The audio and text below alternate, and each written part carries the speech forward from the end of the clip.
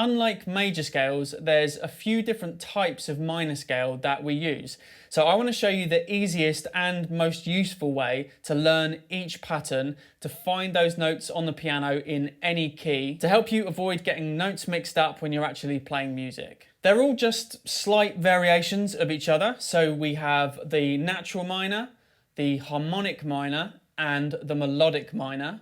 But I'm also going to include something called Dorian at the end, which is basically a minor scale, which we use a lot in contemporary music. So if you ever want to learn like blues, funk and jazz and that kind of music, then this is a really good one to know. So here's how this works then. We do need to know some major scales first, but generally speaking, that is a better order to learn things in anyway. And then we're going to adjust that major scale to turn it into a minor scale. Now that's going to help you actually find the notes, but as a bonus, even though this is a more practical video, that will also help you understand the theory a bit better. So it's a win-win. Hopefully you recognize this as the C major scale. So all we need to do is number the notes.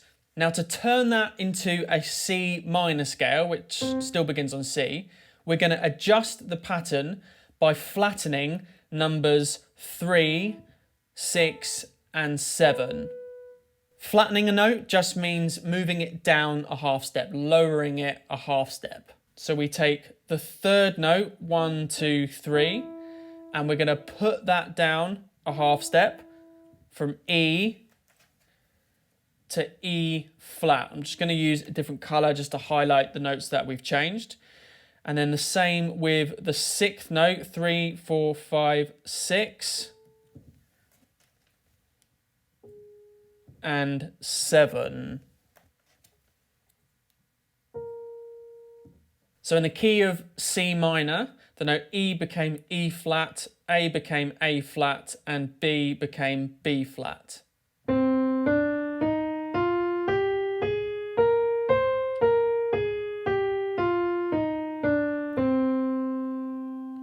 Now the reason I used numbers to start with instead of the note names is because that's the only thing I want you to really remember. It's all you need. Flatten 3, 6, and 7. If you memorized flatten E, A, and B, well, those notes aren't in all the other scales. So that only works for C, but the numbers works for any key, which you'll see later on.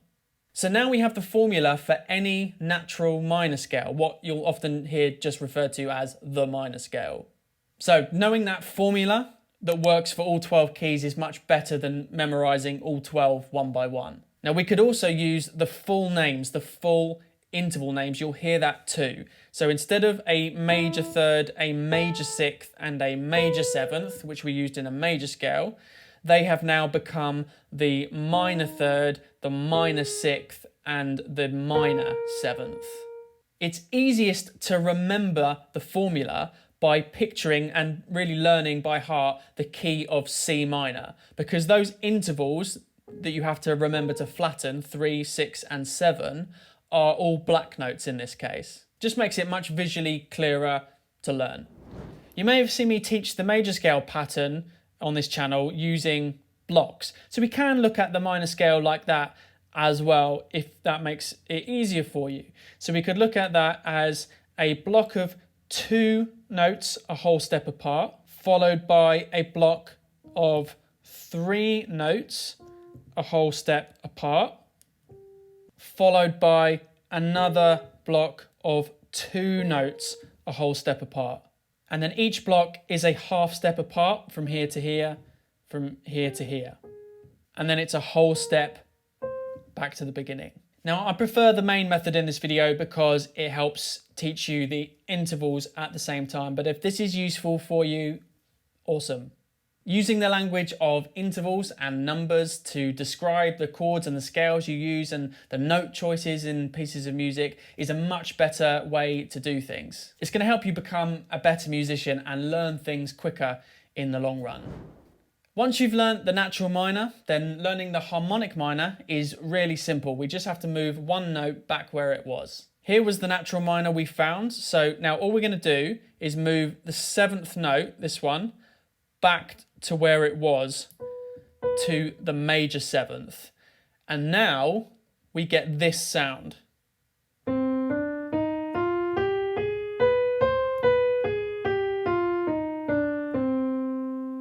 So we get this really distinctive flavour at the top. Now you've probably heard that kind of sound before. I showed you the natural minor scale first because we tend to think of that as more like the sort of standard normal minor scale, I suppose, and also because of key signatures, which is a whole other topic. But there was something missing from the natural minor scale that we sometimes want. Using this note, the major seventh, instead of the flat seventh, means that we get this half step or semitone back to the tonic, which is just the first note of the scale. And that can sometimes help us create a stronger pull, a stronger resolution back home.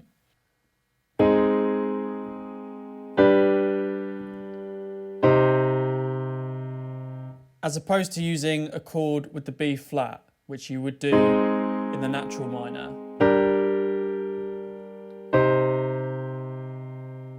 For a deeper dive into all the minor scale theory, as well as fingerings, if you want a handy digital reference guide to keep, I have exactly that on the website, alongside major scales, chords, and more. There's a link for those down below. The melodic minor scale is actually only one note different from the major scale. It's almost like a major scale, but with the flat 3 instead.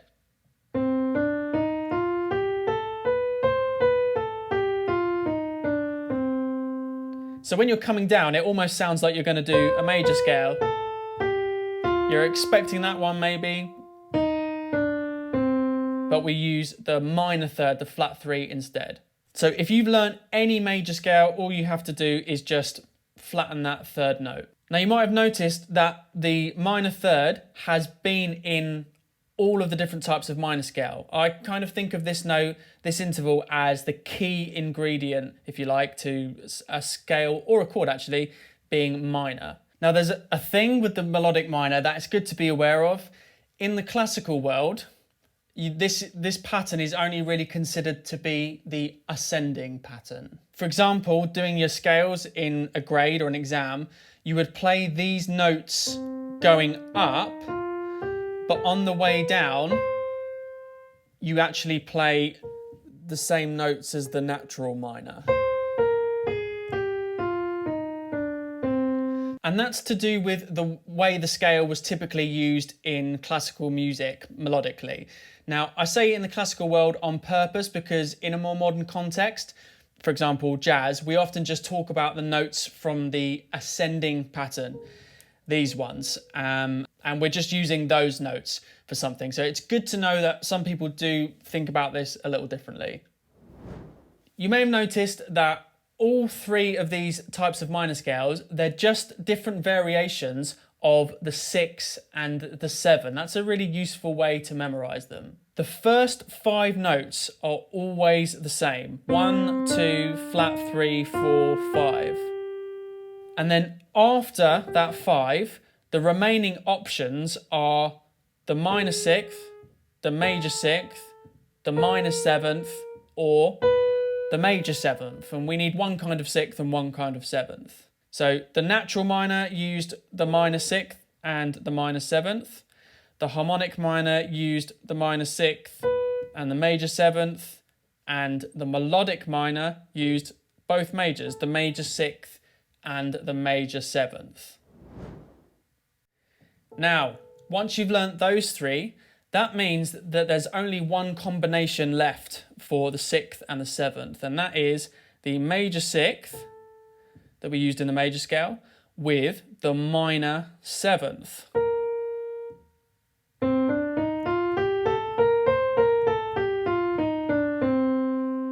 Now this one is called Dorian. Now technically it's called a mode instead of a scale.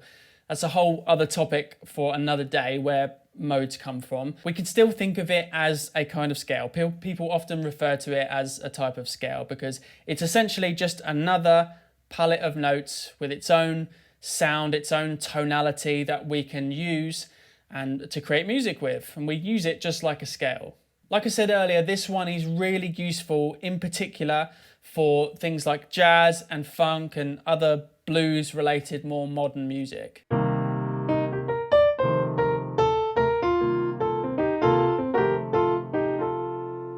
That just took so long to do without knocking the buttons off.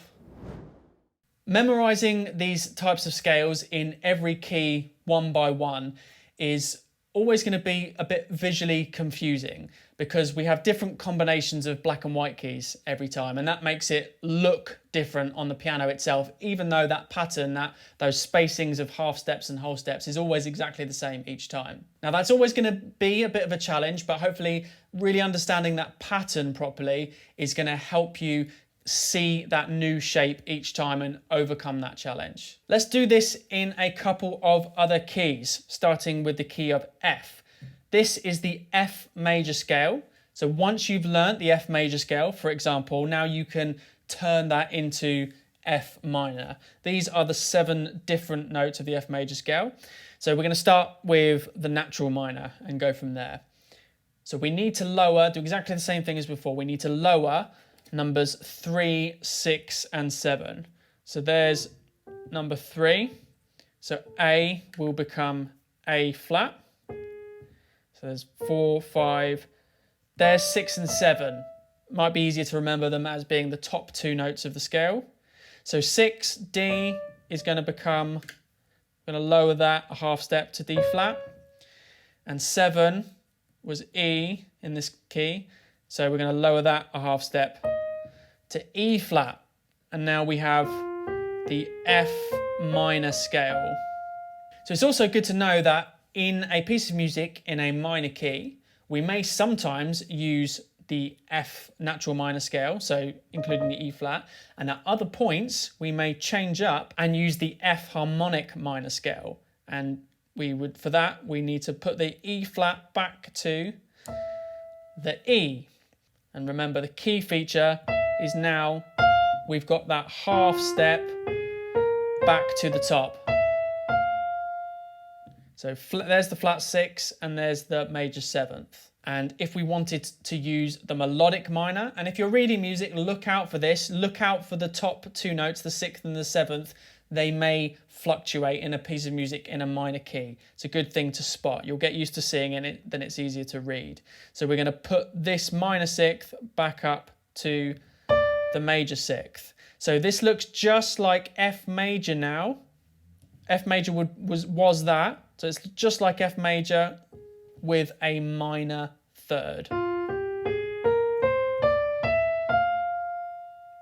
And then if we were using the Dorian mode, we would use the E flat again, the flat 7th. So this one is a whole step below the first note of the scale.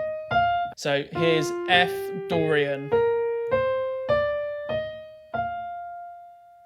Let's do one more example in the key of D. So this is the D major scale. Over on Patreon, I'm going to go through every key for supporters over there if you want to check that out. So exactly the same. We're going to lower the 3rd, 6th, and 7th notes.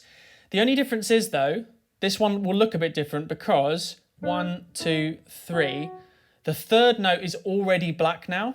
So when we lower that 3rd a half step, when we take this F sharp and lower it a half step, we now get a white note.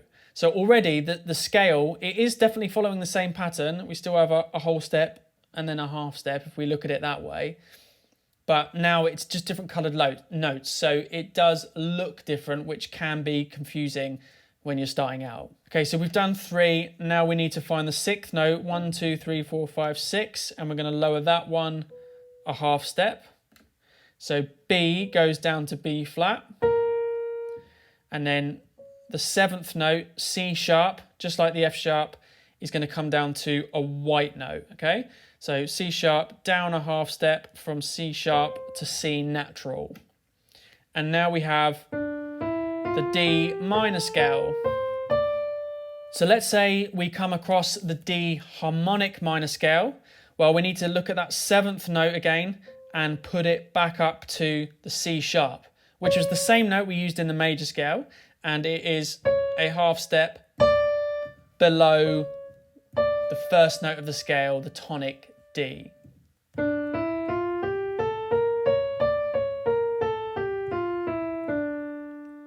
Let's turn that into the melodic minor. We're going to put the minor sixth back up to the major sixth from there to there. So it's almost like D major. Sounds like D major on the way down until you get to there. So it's one flavour different, if you like, one ingredient different. And for Dorian, remember, for Dorian, we don't have the half step below the top. We have the note a whole step below the top, which is the minor seventh. Now look at that, Dorian, we're back to using all white notes again. Okay, a quick top tip to finish off. The real trick for getting used to other keys is to get used to spotting the sixths and sevenths. I recommend using the fifth as a handy reference point. Everything before then stays the same. And then from there, just practice going through in half steps and naming them. Flat 6, major 6, flat 7, major 7, octave. Flat 6, major 6, flat 7, major 7, octave.